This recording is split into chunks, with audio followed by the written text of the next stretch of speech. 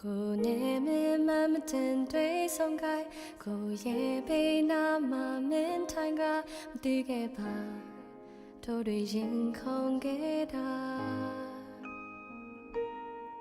ဒီလိုတို့တောင်းတဲ့ချိန်လေးတွေမှာ